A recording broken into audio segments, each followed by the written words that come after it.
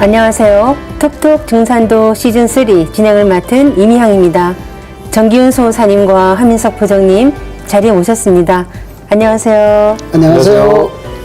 네, 삶과 죽음의 문제는 누구나 궁금해하는 문제인데요.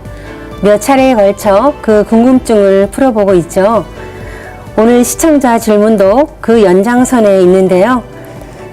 요즘에 젊은 부부들이 아기가 잘 자라기를 바라면서 삼신상을 차리는 게 다시 유행인데 아기를 점지해 주시는 삼신 할머니가 정말 계신지 궁금합니다. 라는 질문입니다. 예전에는 아기가 태어나면 금줄을 두르고 삼신상을 차리곤 했잖아요. 그런데 요즘 젊은 부부들도 아기가 태어나면 3~7일 혹은 100일 때 삼신상을 차려놓는다고 하더라고요. 예, 아마도 아기를 낳은 부모들의 본능적인 행동이 아닐까 이렇게 생각이 듭니다. 예. 그 심령과학자들의 연구에 따르면은 이제 아기가 어머니 자궁의 자리를 잡고 나면 2~3달이 지나고 나서 이제 하늘에서 그 이제 영혼이 내려와서 그 태아의 배꼽줄을 통해서 모태로 들어간다고 합니다. 이것을 이제 입혼이라고 하거든요. 입혼, 혼이 들어간다. 네. 그래서 입혼식을 이렇게 치르게 되는데요. 그때 아버지 부계, 어머니 모계의 그 조상 선령신들 그리고 보호신이 와서 입혼식을 한다 이렇게 이야기를 하고 있습니다. 그리고 나서 이제 몇 달 동안 더 이제 10달을 채우죠. 10달을 채우면서 잉태 기간이 끝나면 조상신이 하늘에서 내려와서 이제 어머니가 아기를 낳을 때 그때 와서 산모를 간호하고 이 새로운 생명의 탄생을 주관하게 되죠. 이게 탄생의 과정이다. 그런데 이제 도전해 보면 이제 이와 비슷한 이야기가 또 나오죠. 네. 상자님께서 처음 이제 김형렬 성도의 집에 들어가셔서 이제 천지 공사를 시작하려고 할 때 김형렬 성도의 안내를 받아서 제비 창고에 있던 김형렬 성도 집으로 들어가시죠. 근데 집으로 또 들어가는데 상자님께서 자네 집에 산기가 있네 그려 이러니까 김형렬 성도가 깜짝 놀라가지고 어떻게 하셨습니까? 저희 집사람이 지금 이게 만삭인데 어떻게 하셨습니까? 하니까 상자님께서 삼신이 말을 몰고 자네 집으로 들어감으로 알았노라 이렇게 말씀하시거든요. 그러니까 이제 아기가 태어날 때가 되니까 그때가 되면 이 탄생을 주관하기 위해서 그 조상신이 이제 그 집으로 가서 산모를 간호하고 그 새 생명의 탄생을 주관하러 이렇게 들어가는 그것을 상제님께서 직접 말씀을 해 주시는 거죠. 그래서 이 탄생의 신비라는 것이 정말 그렇게 되어 있구나 하는 것을 우리가 알 수가 있겠습니다. 네, 뭐 요즘 그 드라마에도 그 삼신 할머니가 간간히 이렇게 등장하고 있는데요.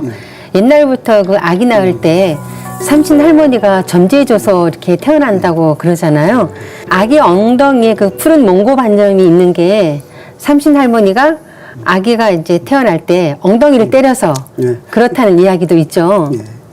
이 삼신 할머니 이야기는 뭐 너무너무 많이들 하고 계시는데 사실 이 이야기는 우리 고유의 그 삼신 문화의 일부분입니다. 사실은. 그래서 원래 이제 삼신의 뜻이 뭐냐 하면 대자연의 이 삼신은 얼굴 없는 자연신으로서 만유 생명의 근원이다. 뭐 쉽게 말하면 삼신이 조물주가 되어서 이 우주 만물을 다 낳으셨다 이거죠. 열어내오신 거죠. 그래서 태초에 하늘과 땅, 인간이 모두 이 우주의 가득한 원신인 이 삼신의 조화에 의해서 태어났다. 이렇게 우리가 알고 살아온 이것이 이제 삼신 문화의 근원이죠. 그래서 이 삼신은 조화, 교화, 치화라고 해서 이 세 가지 창조성을 가지고 있는 한 분의 신이다. 이렇게 인식을 했고요. 그래서 만물을 낳고 길러내고 다스리는 이제 우주의 순수한 창조 정신. 뭐 말은 좀 어렵습니다만 쉽게 말하면 우주의 조물주, 자연신이다. 이렇게 이해하면 되겠고요. 그런데 두 번째로 이제 삼신은 이 우주에서 실제로 모든 생명을 통치하시는 인격신, 하늘, 땅, 인간, 신병까지를 다 통치하시는 그 인격신 하느님인데 이분을 이제 삼신상제님이라고 불렀거든요. 그래서 아까 삼신이 있었고 그 다음에 삼신상제님, 다른 말로 삼신일체상제님.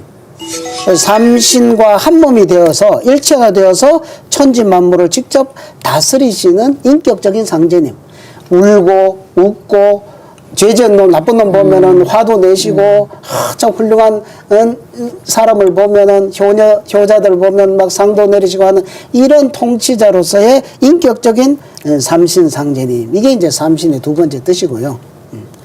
그 다음에 이 삼신과 삼신상제님의 이런 조화, 교화, 치화의 그런 이상을 우리 한민족의 역사 속에서 펼쳐내신 분, 이제 황국배달 조선의 환인, 환웅 당군, 이분을 또한 삼신이라고도 이렇게 우리가 호칭을 하기도 합니다. 끝으로 네 번째 이 삼신은 각 성씨의 조상님들, 선령신들, 이분들이 이 만물을 낳는 자연의 삼신을 대행해서, 삼신은 모든 만물을 지어내는 거죠. 그래서 그 만물을 낳는 삼신을 대행해서 자손을 타내리는 삼신이 된다. 우리가 보통 말하는 삼신 할머니는 바로 요 네 번째 이 삼신의 뜻에 해당되는 걸 가지고 이제 삼신 할머니라고 이야기를 하는 게 되겠습니다. 그 사람이 태어나는 걸 관장하는 그 삼신이 그러면 사실은 자기 조상 선령신이라는 말씀이군요. 그렇죠. 조상님의 역할이 정말 막중하다는 생각이 듭니다. 네, 맞습니다. 그래서 한 인간의 탄생이라고 하는 것은 이제 상제님의 주제 아래에서 순전히 자기 조상신의 음덕과 정성과 보살핌으로 이루어지는 건데, 그래서 상제님의 아주 중요한 말씀이 있습니다. 하늘이 사람을 낼 때에 무한한 공부를 들이나니 그러므로 모든 선령신들이 쓸 자손 하나씩 타내려고 60년 동안 공을 들여도 못 타내는 자도 많으니라. 이렇듯 어렵게 받아난 몸으로 꿈결같이 쉬운 일생을 어찌 헛되이 보낼 수 있으랴. 너희는 선령신의 음덕을 중히 여기라. 엄청난 말씀이죠. 이걸 모르고 우리가 살고 있는 거죠.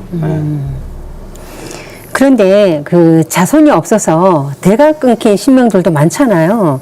그럼 이분들은 그 자손을 타내리는 그런 삼신이 되고 싶어도 그럴 수 없겠네요. 네, 맞습니다. 그래서 천상에서 이제 자손이 없는 신명은 지상에 부모 없는 고아랑 똑같다고 보시면 되는데, 왜냐하면 의탁하여 마음 붙일 데가 없는 거거든요. 그래서 상제님께서는 이런 자손 없는 신명님들을 중천신이라고 명명하셨는데, 그래서 말씀하신 게 지금은 천지도수가 정리되어 각 신명의 자리가 잡히는 때다 하시면서 자손줄이 끊겨서 외롭게 이제 떠도는 고독한 중천신을 이제 이 해원시키기 위해서 상제님께서 하신 공사가 뭐냐면 그들을 이제 복록을 맡아서 처리하는 권한을 부여하신 거예요. 굉장히 중요한 역할을 맡으셨는데, 왜냐하면 중천신은 후사를 두지 못한 신명이고요.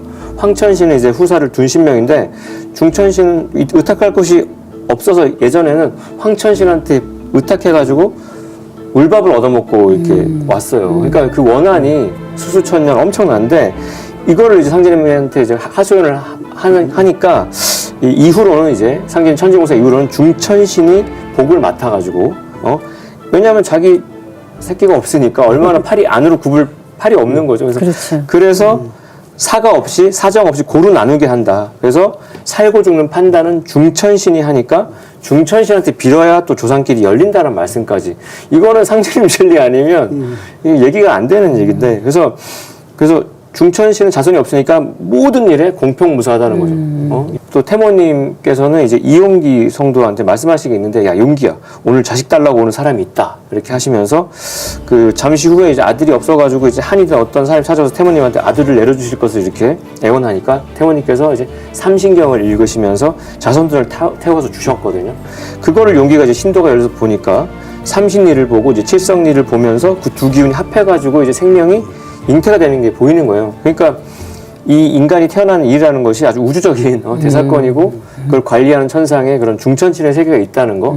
그래서 상제님 말씀에도 사람이 다 쓸 때가 있나니 천왕에서 집다리 뚝 떨어질 때 너는 천하를 위해서 뭐되라, 너는 천하를 위해서 뭐되라 하고 타고난다. 우리가 다 그런 천명을 받고 이 땅에 소중하게 태어났습니다.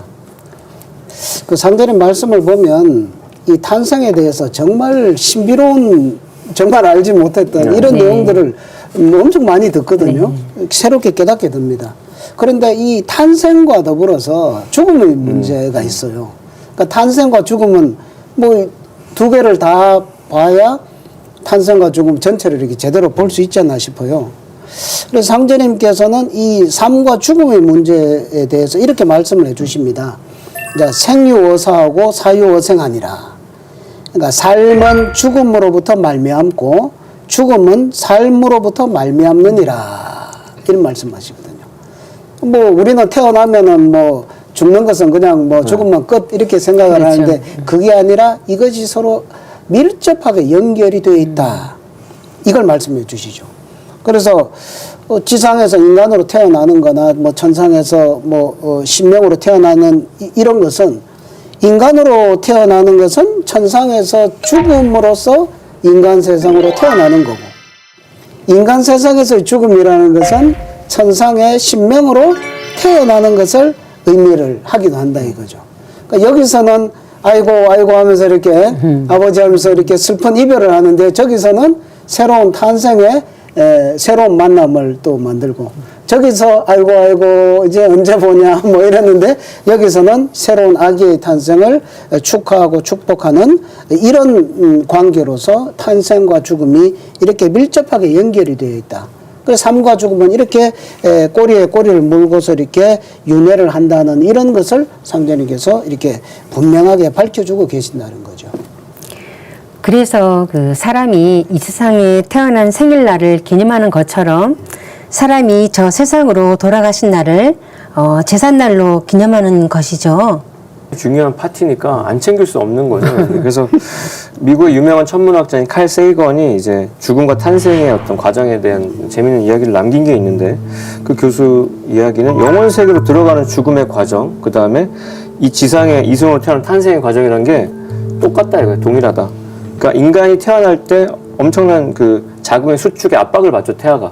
그래서 격렬한 고통을 느끼면서 이렇게 어둠을 통과하는 거예요. 그래서 산모가 아무리 힘들다 해도 산모의 고통은 1이라면 아기의 고통은 10이라고 할 정도니까 그렇게 엄청난 압박을 받고 태어나서 이제 응애 우는 건데 마찬가지로 목숨을 다해서 생명이 끊어진 어떤 사자들도 극심한 고통과 어떤 답답함을 느끼면서 암흑의 터널을 지나게 돼요. 우리가 자궁 바깥에서 비춰오는 어떤 이승의 불빛을 보면서 새 생명이 태어나서 주변에서 막 이렇게 반가워하고 저도 애기 탯줄 다 끊어주고 그랬던 기억이 나는데 돌아가신 분들도 이 어둠의 빛을 지나서 어둠을 지나서 이제 빛 속에서 이제 하늘 사람으로 다시 태어나는 거고 그때 천상의 조상님들하고 상봉하는 거죠. 그러니까 그때 비로소 이상가족 상봉도 하니까 천상의 그 태어나는 제삿날이 그렇게 소중합니다. 네. 사람이 그 태어나고 죽는 과정이 같다는 게 참 신기한데요. 왜 탄생과 죽음의 과정이 이렇게 동일한 건가요? 그래서 이건 우리 인생이라는 것이 이제 이승과 이제 저승이라고 하는 존재의 두 바퀴를 잡아 돌리는 이 태극 생명수의 숨결에 따라서 이렇게 윤회하기 때문인데 그래서 인간의 죽음이라는 것은 이제 혼관억세 분리로 그런 인식은 있는데 그러나 그것은 영원한 죽음은 아니죠. 분리에 불과하고 인간의 탄생과 죽음이라고 하는 것은 서로 머리가 꼴이 되고 꼬리가 머리 되는 어떤 맞물리면서 천상에서 지상으로 지상에서 천상으로 순환하는데 이걸 이제 윤회라고 하는 거고 인간을 다시 태어나면 그걸 환생이라고 명명하는 건데요. 어쨌든 현대 그 심령 과학자들도 연구에서 밝힌 바에 따르면은 천상에서 이루어지는 영적 진화라고 하는 게 이 지상에서 육신 갖고 살 때보다 훨씬 어렵다는 거예요. 그러니까 우리가 이 땅에 태어나서 육신 갖고 사는 게 힘드니까 석가모니 부처님도 인생은 고해다. 고통의 바다다 이렇게 얘기하는데 이 육신이 있기 때문에 영적 진화는 엄청 효율적으로 될 수 있다는 건데 왜냐하면 육신을 떠난 신명들, 하늘 사람들은요 우리가 육체가 있을 때 생기는 이런 기혈 작용이 되지를 않아요. 근데 우리가 우주변화 원리 공부하고 나면 깨닫는 게 기혈 작용이 있어야 정신의 생성이 있는 건데 기혈이 없으니까 정신의 작용이 없어서 정신적인 진화가 더딘 거예요. 안 되는 거죠. 그래서 많은 하늘 사람들이 지상에 다시 인연을 맺고 윤회하고 싶어 하는 거예요.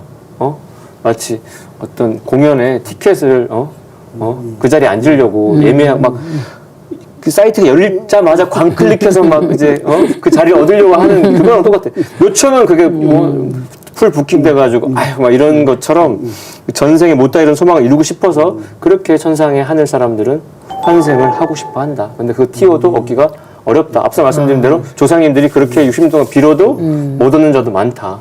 얼마나 지금 우리가 육신 갖고 있는 이 자리가 엄청난 로또냐 이런 생각도 해봅니다. 네, 뭐 요즘 TV에서도 그 윤회를 했다는 사람들의 이야기가 많이 나오고 있는데요. 그런데 사람이 이렇게 윤회를 하는 것이 전생에 지은 업 때문이라고 하죠. 예, 보통 그렇게 생각들을 많이 하죠.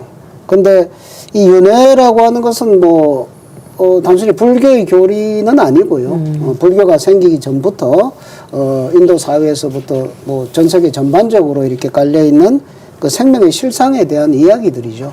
근데 이 윤회를 하면서 사람은 변화를 하지 않습니까? 그 변화의 요소가 몇 가지가 있습니다. 첫째로는 그 상제님 말씀에도 있지만은 왕대 뿌리에 왕대 나고 신우대 뿌리에 신우대 난다 이런 말씀을 하시거든요. 큰 대나무 네. 뿌리에 큰 대나무 그 유전자가 다 있다 이거죠. 그렇죠.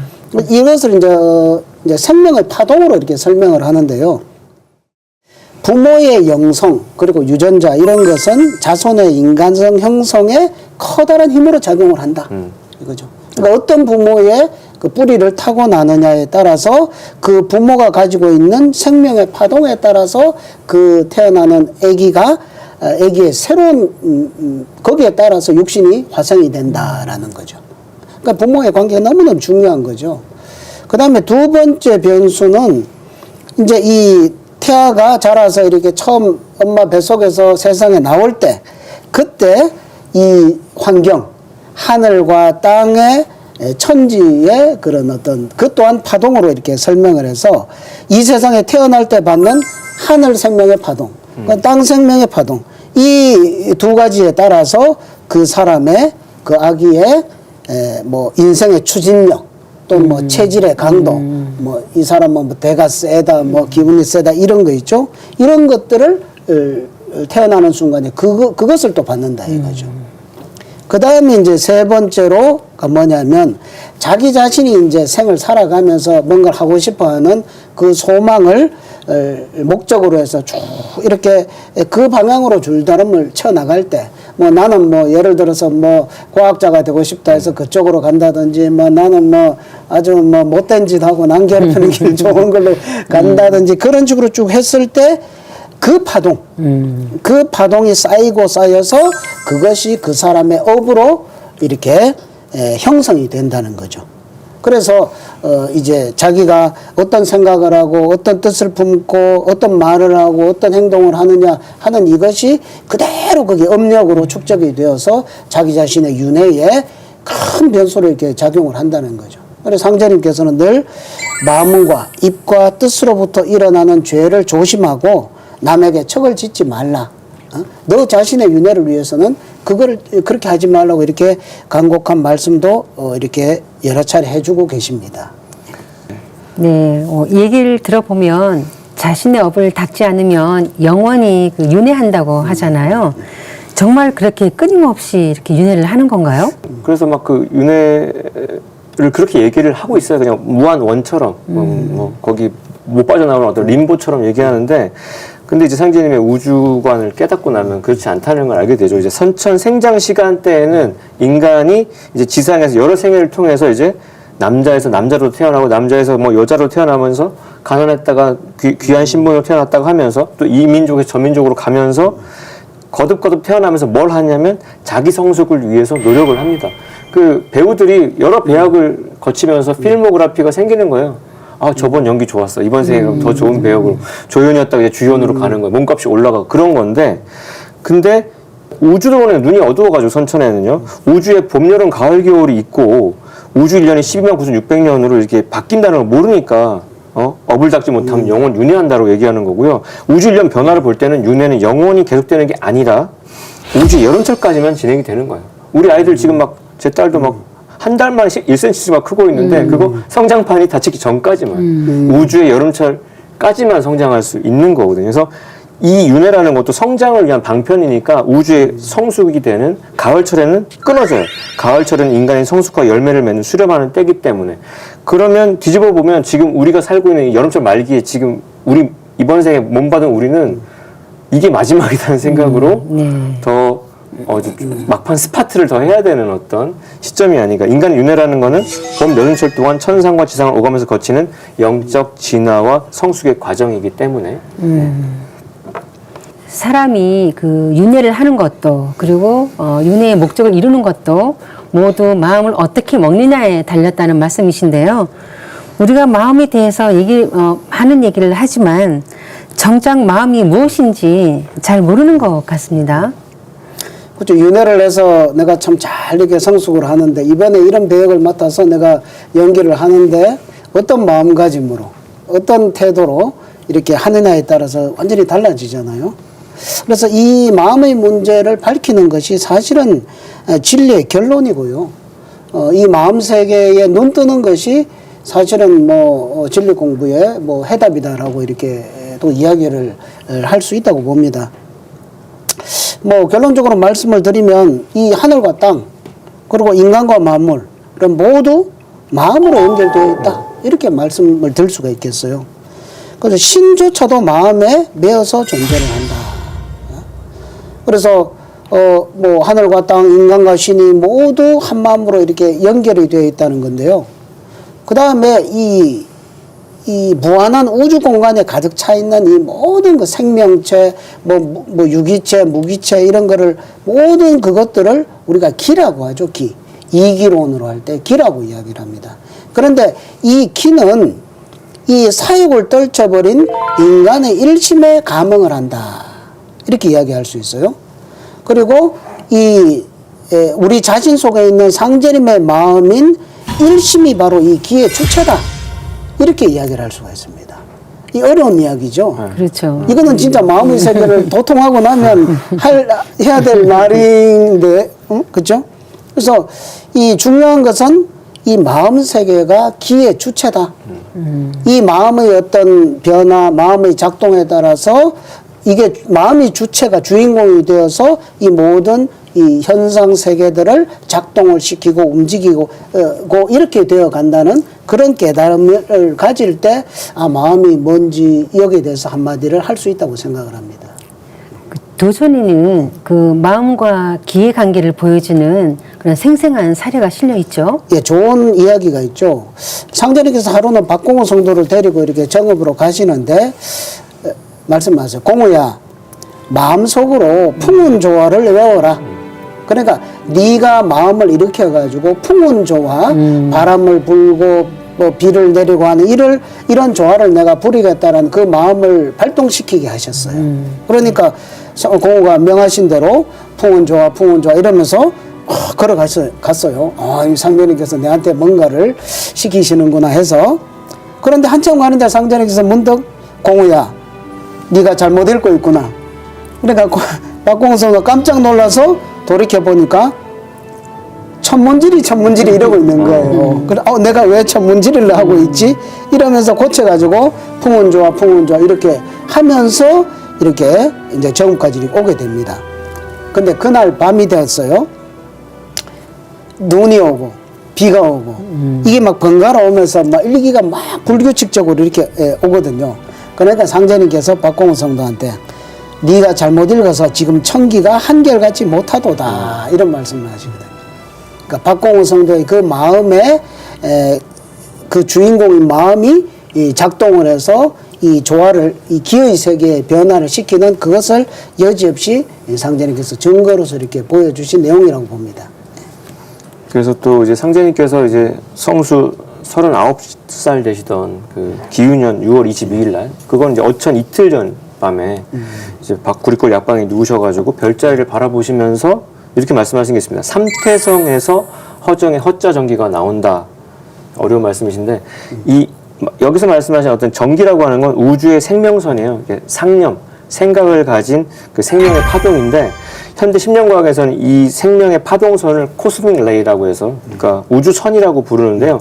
매초 수수천억의 우주선이 지구로에 쏟아져 들어와요. 그 뉴트리노 펄스가 계속 와서 인간의 마음, 여러 가지 사건, 사고를 일으키는데, 우리가 깊은 명상에 잠겨 있을 때는 그 우주선이 두뇌 명중에서 탁탁 꽂힐 때가 있습니다. 그렇게 되면은 그 순간 그 사람의 사고가 팍 바뀌는 거예요. 그게 우리 불가에서 말하는 그 완전 열반이죠. 완전히 도노. 갑자기 도노 탁 되는 거죠. 그래서 이때 유전 정보의 분자 배열까지 흔들어서 완전 돌연변이로. 그러니까 완전 사람이 환골탈태를 할 수도 있는 거예요. 그렇게 번개 같은 거 맞아버린 거라고 생각하시면 되죠. 그래서 근데 이제 현대 과학이 또 얘기하는 거는 이 인간이 만들 수 있는 에너지의 일반배. 인간들이 정말 과학을 발전시켜가지고 엄청난 에너지를 뭐 발전소에서 만드는데 그 에너지 1만 배 이상의 에너지가 우주에서 온다. 그게 코스믹 레이인데 그 극한 우주선이 근데 우주에 골고루 퍼져 있지 않다. 어디에 몰려 있냐면 북두칠성 근처에서 발생한다. 그래서 삼태성의 허정의 허자전기라는 것도 칠성경이라고 하는 북두칠성 에너지를 받는 그 주문의 한 구절이었지 않습니까? 그래서 상제님께서는 뭐라 하셨냐면 천지간에 가득 찬 것이 신이니 신이 없는 곳이 없고 신이 하지 않는 일이 없느니라 하셨어요. 그러니까 천지 만물 속에 성신의 화현인 신명이 내재해서 온갖 사연들을 실은 전기를 상념의 파도를 주고받으면서 생명 활동과 운명에 자극을 준다 이런 말씀입니다. 천지 만물이 내 마음에 즉각 반응한다는 건데요. 일체유심조라는 말처럼 내가 마음 먹는 데에 따라서 인생의 성패가 결정된다고 볼 수 있겠군요. 그래서 참 중요한 말씀이고 상제님께서 아주 도통하는 글이라고 하면서 알려주신 글도 있는데 그러니까 우리가 인생의 진정한 성공자가 되기 위해서 상제님께서 강조하시는 거는 먼저 하늘과 땅, 인간 그리고 마음과 신의 상호관계 그 위력에 대해서 좀 바르게 깨쳐야 한다는 걸 강조하셨습니다. 그래서 상제님께서 남겨주신 어떤 문장 하나를 좀 공유할까 하는데 이거를 여러 차례 마음으로 묵상을 하고 깨치면 인간의 위대한 창조 속에 눈뜨고서 엄청난 은총을 받으실 수 있을 거예요. 제가 한번 나눠볼게요. 천용 우로 지박즉 필요 만방 지원하고 지용 수토 지박즉 필요 만물 지원하고 인용 덕화 지박즉 필요 만사 지원하니라. 하늘이 비와 이슬을 적게 내리면 반드시 만방에서 원망이 일어나고 땅이 만물을 기르는데 물과 흙을 박하게 쓰면 반드시 만물이 원성을 바라며 사람이 덕화가 부족하면 반드시 만사에 원망이 붙느니라. 이어서 이렇게 나옵니다. 천용 지용 인용이 통제어심하니 심야자는 귀신지 추기하여 무노하여 도로야라. 하늘이 비와 이슬을 내리고 땅이 물과 흙을 쓰고 사람이 덕화에 힘쓰면 모두 마음자리에 달려있으니 마음이라는 하는 것은 귀신의 문지돌이요 드나드는 문호요 오고 가는 도로이라.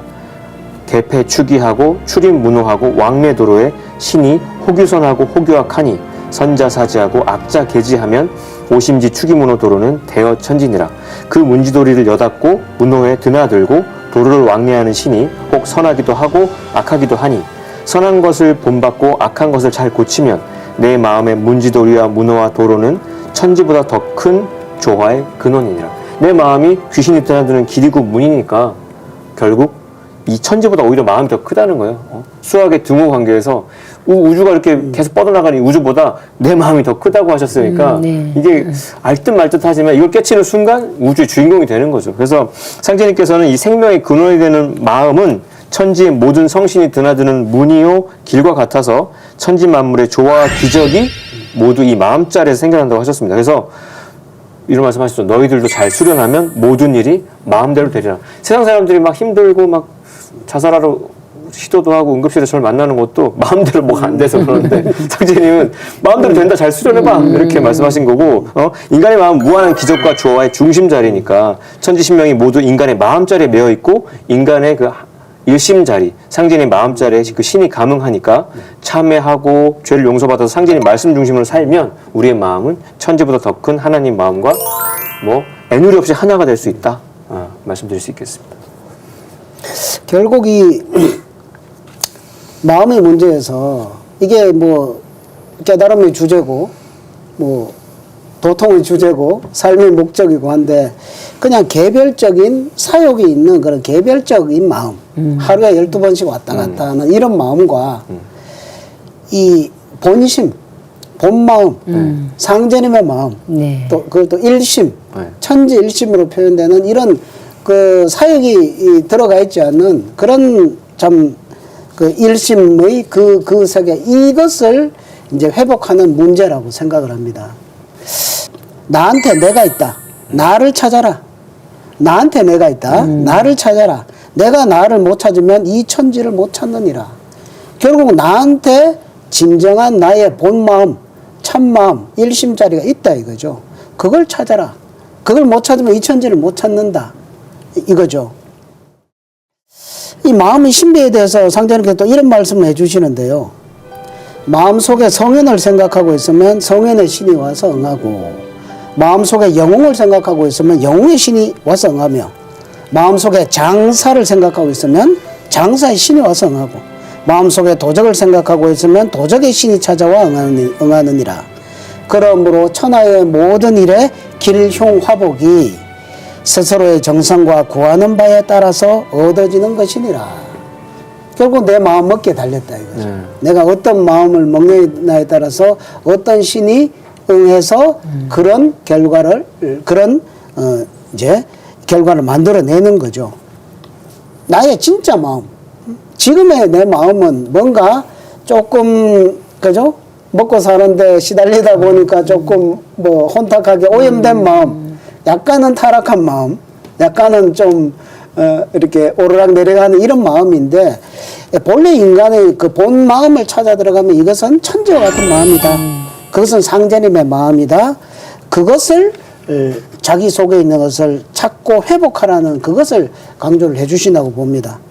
그래서 뭐 기쁠 때나 슬플 때나 즐거울 때나 괴로울 때 항상 상제님을 우리의 마음에 모시고, 무슨 뭐 신에게 매달리는 이런 그러니까 단편적인 그런 것이 아니라 내 속에 내재되어 있는 그 상제님의 마음을 회복할 수 있도록 상제님의 진리 말씀을 자꾸 이렇게 읽고, 그 다음에 주문을 읽고 기도를 하면서 그대로 천지와 같은 그런 마음으로 이렇게 하나가 되려고 하는 그런 노력들을 할 때 진짜 내 마음의 주인공 본체를 찾을 수 있다, 이렇게 말씀을 드릴 수 있겠습니다. 모든 일이 그 마음먹기에 달렸다고 하는데요. 실제로 그 마음먹기에 따라서 그에 맞는 신명이 응감하기 때문이라는 말씀이잖아요. 마음을 잠시라도 이렇게 허투루 먹으면 안 되겠다는 생각이 듭니다. 맞습니다. 그래서 이것도 벌써 오래된 일이고, 그 소련권에서 이제 사차원과학이라는 서적이 출간됐는데, 무신론의 이념 체계의 담장에 있는 그 구소련, 그 러시아에서 당시 돈으로 연간 140억 원이라는 거액을 투자해가지고 인간의 마음과 영적 세계를 탐구해가지고 그 생명의 신비 현상을 그 과학적으로 증명한 게 있어요. 그래서 그 4차원 과학이라는 것이 그 연구 성과를 담고 있는데, 현대의 그 4차원 과학은 동물과 식물을 비롯해서 인간들 사이에서 일어나는 마음의 교류, 생명의 신비 현상을 증명해 가고 있는 건데요. 그래서 식물과 동물과 사람이 주고받는 보이지 않는 마음의 전달, 또 부호화하고 언어화해서 이렇게 파악을 할 수 있는 단계에 이르는 겁니다. 그래서 그 소련의 과학 연구팀에 따르면 명상 상태에서 마음으로 이제 어떤 생각을 실어보내면 소위 텔레파시 그 현상이 그 신경과에 쓰는 그 있거든요. 전자 뇌파괴라고, EEG라고 하는 거에 포착이 되면서 이런 변화 현상을 이렇게 이야기를 하고 있는데, 그러니까 이 중에 가장 좀 흥미진진한 이야기는 송신자랑 이제 수신자 사이에서 신체적 조화를 알리는 맥박의 리듬과 뇌파의 파동이 이제 변화한다는 거예요. 그래서 송신자가 이제 보내는 사람이 마음으로서 상념을 보내면 1초에서 5초 사이에 수신자의 뇌가 막 활성화되기 시작해요. 제가 지금 말하고 있으니까 지금 듣고 계시지만 제가 말 아무것도 안 했는데 여러분들이 지금 저랑 똑같은 어떤 그 활성화되면서 이후에 농도 짙은 감정을 송신하면 감정의 결합이 성립되면서 송수신자의 그 심장 활동 주기가 일체화되는 거예요. 동기. 제가 막 슬퍼요. 제가 막 강의하다가 슬퍼서 막 울었어요. 앉아 계시면 똑같이 우는 게 그게 그렇죠. 똑같이 전달이 되는 거예요. 그러니까 그게 동기화가 되는 거죠. 그러니까 마음이 서로 접속되는 순간 두 사람의 심장은 마치 하나의 심장처럼 뛰게 된다는 거예요. 그래서 여기서 우리가 알 수 있는 건 하늘과 땅에 있는 만물과 인간의 마음이 결국 하나가 돼서 서로 영향을 미친다. 결국 우리는 마음으로 결국 한 본체가 되는 건데, 그 마음의 법칙에 대한 상제님의 말씀이 지금 이제 최근에 과학의 원리로도 입증이 되고 있다는 이야기입니다. 그래서 동물과 식물과 인간 등 모든 생명체는 서로 마음으로 연결되어서 일체의 공간과 시간의 장벽을 뛰어넘어서 즉각 감응하고 있다. 이게 핵심입니다. 그러니까 소련권의 이 4차원 과학이 그러니까 눈에 보이지 않는 세계를, 검증하기 어려운 세계를 과학으로 검증을 시도를 했는 그런 연구 결과들이죠. 근데 이걸 보면은 상자님께서 말씀하신 이런 마음 세계의 신비를 참 증명하는 것 같습니다. 그 이제 연구 내용을 보면 부정적인 감정은 그 사람의 심리, 생각, 생리에 나쁜 영향을 주고, 유쾌하고 긍정적인 감정은 신체 활력을 가져다 준다. 이런 거를 이제 실험으로 증명을 하고 있거든요. 그러니까 도로스킨 박사 연구를 보면은 인간의 사고작용이 혈구에 직접적인 영향을 준다. 그러니까 아주 유쾌한 감정으로 유도를 하니까 백혈구가 뭐 1500으로 상승을 했다. 근데 아주 뭐 부정적인 우울증 이런 쪽으로 유도를 하니까 100 정도로 수치가 감소를 하였다. 이걸 실험을 하니까 진짜 그렇게 된다 이거죠. 또 체코의 스테판 파이 박사도 한 사람이 마음의 고뇌를 아주 심하게 하고 있는데 먼 곳에서 휴식하는 사람의 혈액 농도의 변화를 일으킨다. 이거를 또 실험을 해서 또 밝혀를 내요. 그 참 연구하느라고 참 아주 뭐 고생했을 것 같은데 또 영국의 초심리학자 더글라스 딘도 이 텔레파시 현상이 혈액 농도에 영향을 준다. 그러니까 우리가 뭐 이렇게 막 저주를 한다든지 아니면 그 사람을 위해서 기도를 한다든지 하니까 그 사람의 혈액의 농도가 바뀌더라. 이런 거를 실험을 통해서 수백 차례를 이렇게 확인을 하거든요. 이 도전에 보면은 진짜 이와 비슷한 이제 예화가 있는데, 상자님께서 계시는데 이제 어떤 사람이 참외를 가져다 올리니까 상자님께서 잡수지 않고 그냥 두시는 거예요. 그러니까 박공우 성도가 이게 웬 떡이냐 하면서 한 개를 먹었는데 그만 설사가 나서 낫지를 않는 거예요. 상자님은 다 알고 계시죠. 그러니까 아이고 제가 설사가 났습니다. 상자님께서 그 참외는 본래 그 안에가 죽이 싫어하였기 때문에 그 참외에 살기가 붙어 있다. 네가 지금 그 살기를 맞았다. 우리 보통 뭐 살기 맞았다 그런 이야기 네. 하잖아요. 그러고서 이제 닭국을 먹으라고 이렇게 그 치유 방법을 이렇게 가르쳐 주시는데 이것 또한 그 참외의 뭡니까 그 텔레파시 부정적인 텔레파시가 참외를 이게 변화를 시킨 그런 하나의 그 사례라고 볼 수 있죠. 그래서 그렇게 잠깐 주기 싫은 마음이 스며든 참외 가지고도 배탈이 나는 판인데 한순간에 품은 마음의 살기도 그 정도의 영향력을 갖는데 가슴 깊이 응어리 져가지고 천지에 아주 사무친 원한의 파괴력은 어떨까라는 생각을 하게 돼요. 그래서 몇십 배, 몇백 배 더 강하겠죠. 그 강렬한 충격을 안겨주고 아주 피와 살을 마르게 해서 생명의 조화를 완전히 깨뜨려서 인생을 파멸의 길로 가게 하는 게 그 원한의 세계인데요. 그래서 그 마음이 그러면 또 좋은 마음으로 응집된 일심의 힘에 대해서 또 상진님 말씀하신 게 있는데 최익현이라고 하는 또 걸출한 인물이 있었죠. 그분이 이제 순창에서 잡혔어요. 그 당시에. 그때 상진님께서 말씀하신 게 일심의 힘이 크니라. 같은 탄우 속에서 정시에는 죽었으나 최익현은 살았으니 이는 일심의 힘으로 인해서 최익현한테는 탄환도 피해갔다. 탄환이 범치를 못했다. 그래서 일심을 가진 자는 한 손가락을 튕겨서 능히 만리 밖에 있는 군함을 깨트린다. 그 정도가 일심의 그 파워라는 거고요. 그러니까 일심은 천지를 빚어내신 그 조화홍 상제님의 성령이 임하여 계시는 마음자리인데 일심의 힘이 그렇게 조화를 부리니까 그 곧 도력이고 시공과 인과를 초월한 우주의 정력이 되는 겁니다. 그래서 좋게 응집된 거는 그런 기적도 일어나고 나쁘게 되면 또 한 인생을 파멸시키는 그런 양극단이 있다는 거 말씀드리고 싶었습니다. 그래서 그 상대님께서는 만일 일심만 가지면 못될 일이 없나니 그러므로 무슨 일을 대하든지 일심 못함을 한할 것이라 라고 하셨죠.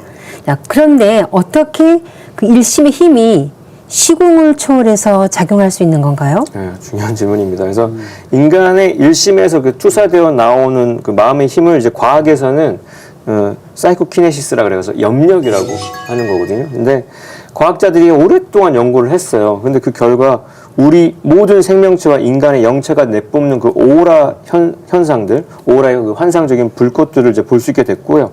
파벨 그리아이예프 박사가 본 거는 뭐냐면 만물과 인체 주변에 여름철에 번갯불처럼 타오르는 이 생명의 어떤 작용력장을 본 게 있습니다. 그래서 그 작용력장을 통해서 식물과 동물도 서로 통신을 한다는 거죠. 그러니까 마음하고 마음 사이에 아무런 뭐가 없는 것 같아도 광 케이블이 있어서 와이파이가 팡팡 터지는 거예요. 그러니까 아주 그냥 즉각 아주 지금 우리 과학이 구현하지 못할 정도로 빠르고 강력하게 전달이 된다는 건데 그래서 미국의 데이비드 솜슨이라는 분은 작용력대 탐지기라는 걸 개발을 해가지고 인간의 작용력대가 이제 두려움, 공격성, 낭패, 친밀감, 다른 사람의 감정을 즉각 감지하는 거예요. 우리가 그 코로나 때문에 방역하면서 2m 거리두기 하는데 2m가 그 바이러스가 전달되는 거리기도 하면서 우리의 감정이나 그런 염력이 또 작용되는 공간도 돼서 누가 이렇게 씩씩대고 있으면 2m 안에 있으면 그 사람 덩달아서 막 씩씩대고 2m 안에 있으면 슬픈 게 그대로 전달되고 이 사람이 즐거우면 2m 안에 있으면 전달이 되는데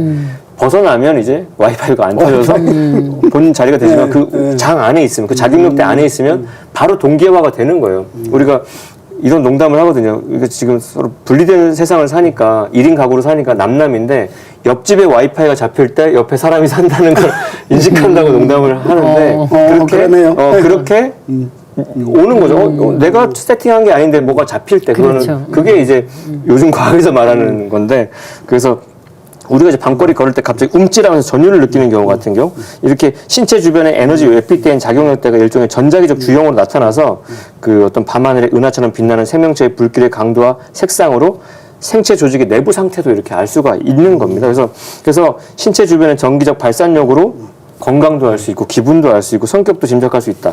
예일대학의 어떤 신경정신학과 그 박사는 피부 위에 전자기장을 측정하는 과정에서 마음이 신체 주변의 작용력에 영향을 준다는 것까지 밝혀냈습니다. 그래서 모든 인간은 자신을 감싼 생명력의 그 작용력대가 주위의 모든 사람과 사물을 휩쓸게 해서 연관돼 있다는 거. 그래서 그런 거를 어떤 사람이 농담처럼 하더라고. 지하철 같이 탔는데 저 사람은 어느 역에서 내린다는 게 이렇게 딱 떴으면 좋겠다. 이렇게 위에. 근데 이렇게 그렇게 이게 읽어지는 세상이 오고 그런 걸 또 동작을 보고 저 사람 내리겠다는 게 느껴지죠. 그럼 그 자리가 앞에가 딱 서 있는 것처럼 이게 그 작용력대가 있는 거예요. 우리가 그 직감이고 그 발달되면 환히 보이는 건데 아무튼 그런 것들이 무언의 언어로 뿜어져 나온다는 거. 그러니까 그 일심의 힘이 시공도 초월할 수 있다는 거죠. 네. 촉을 좀 시험해 보고 싶은 마음이 드는데요. 우리가 그 기도하면 모든 일을 이룰 수 있다는 그런 말이 있잖아요. 실제로 기도를 하면 불가능한 일이 이루어지는 것을 종종 이렇게 목격하는데요. 이런 기적 같은 일들이 일어나는 것도 사람의 마음이 사물 주변의 작용력대에 영향을 주기 때문이라고 볼 수 있겠군요. 그렇죠. 우리 이제 기도를 이제 해서 어떤 사물의 변화를 일어나는 것을 이제 기적이라고 이야기를 하죠.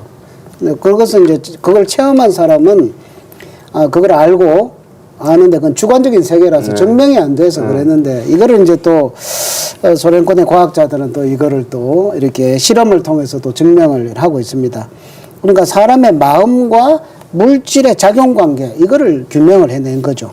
그래서 이 작용력대를 측정하는 탐지 장치를 만들어 가지고 그걸 가지고 이 아까 그 염력의 비밀을 이렇게 밝히게 됩니다.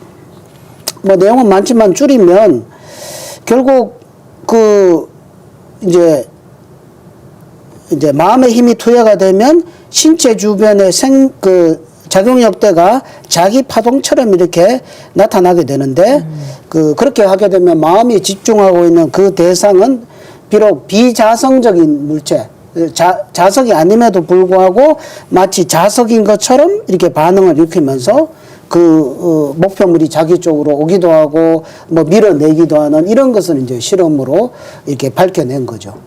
그래서 우리 마음에서 흘러나오는 힘, 이 염력이죠. 기도의 힘, 염원의 힘, 이런 것들이 이런 중력이나 뭐 정자력 같은 물리적 힘의 법칙을 초월해서 작용한다. 이런 것들이 이제 그 4차원 과학에 의해서 밝혀진 내용입니다. 그래서 이제 우리는 이제 상점 진리에서 보면은 우리 인간의 원한, 인간이 그런 부정적 원한을 가졌을 때 이 물질 세계를 파괴시키는 어떤 염력으로 작동을 하고 그 다음에 일심의 힘을 가졌을 때 아까도 말씀하셨죠. 일심을 가졌을 때 그런 기적 이런 것들을 낳는 것이 정말 그렇게 되는구나 하는 것을 우리가 이해할 수 있게 되었습니다. 과학에서 그 일심의 힘이 시간과 공간을 초월해서 대우주에 영향을 미친다는 걸 밝힌 건데요. 일심정성을 다해서 윤회의 목적인 자기 성숙을 이루어야겠다는 생각이 듭니다. 그렇죠. 결론은 그거죠. 결국 우리가 삶과 죽음, 탄생과 죽음을 반복하면서 윤회를 통해서 나 자신이 성숙을 위해서 쭉 가는데 그 목적지, 방향성이 어디냐. 그것은 이 대우주가 하나의 마음으로 다 연결이 되어 있고 너와 내가 따로가 아니고 다 와이파이로 연결이 되어 있고 또 내가 어떻게 하느냐에 따라서 다른 생명과 여기에 다 영향을 줄 수가 있기 때문에 이 대우주가 이 인간과 우주가 한 몸으로 작용하는 유기체라는 것을 깨닫고 그리고 이 우주에 내가 우주 생명의 일부다라는 것을 그런 것을 깨닫고 내 본래 마음, 본 마음, 천지 일심을 이렇게 체득하는 그것이 이렇게 우리가 끊임없이 윤회를 하면서 인생 공부를 해나가는 목적이다라는 그거를 이렇게 깨우쳐야 된다고 생각을 합니다. 그래서 상제님께서는 너희들 공부는 성경신 석자 공부다 이런 말씀하셨습니다. 너희들은 오직 일심을 가지라. 일심으로 정성을 다하면 5만년 운수를 받으리라 하셨는데, 그러니까 삼가 타락지 말고 오직 일심으로 믿어 나가라는 말씀. 그러니까 일심 천하를 도모한다 이런 상제님 말씀은 압축하면 한마디로 줄이면 일심. 근데 일심이란 단 한순간도 멈추지 않고 만물 농사를 짓는 천지의 지극히 정성스러운 마음이라고 말할 수 있는 거예요. 그래서 만물을 낳아 기른 천지 부모는 무심과 무욕과 무의의 경계에서 지순한 정성으로 영원히 변화하는 그 생장염장의 길을 그려나가고 계신데, 이 천지 부모, 이 천주님과 하나 되는 마음을 천지일심이라고 한다. 하늘 아버지 땅 어머니의 마음과 하나 되는 거. 그래서 아무리 복마가 드세고 척신난동이 심하더라도 천지일심을 지니면 모두 이겨낼 수 있다는 게 우리가 이제까지 도판에서 깨달은 바인데, 일심이 없으면 우주도 없다고 하셨거든요. 그래서 천지도 일심이 아니면 한순간에 다 무너져 멸망하고 만다는 거. 그래서 상제님께서는 이제 모든 일에 성공이 없는 것은 일심 가진 자가 없는 연고다. 열심만 가지면 못 될 일이 없나니 무슨 일을 대하든지 열심 못함을 하할 것이요 못 되리라는 생각은 품지 말라. 우리가 뭐 한계에 부딪힐 때마다 안 될 거야. 못자가 딱 떠오르는데 그 못을 뽑아야 된다는 거. 그래서 일심하면 이루지 못하는 바가 없다는 것을 누차 강조하셨고요. 그러니까 상제님의 이 엄청난 천지대업, 천하대업을 인사로 이루어낸 핵심 관건이 이 천지일심의 체득에 있다. 그게 오늘의 요지가 아닐까 생각이 듭니다. 그동안 인류는 숱한 세월 동안 윤회하며 자기 성숙의 길을 걸어왔죠. 하지만 이제 만물이 성숙하는 우주의 가을철을 맞이하고 있는데요. 여러분 모두 일심정성으로 상제님 기도 진리를 닦아 가을 천지의 알찬 열매가 되시길 바랍니다. 톡톡 증산도 시즌3 다음 시간에 다시 찾아뵙겠습니다. 지금까지 시청해주신 시청자 여러분 감사합니다.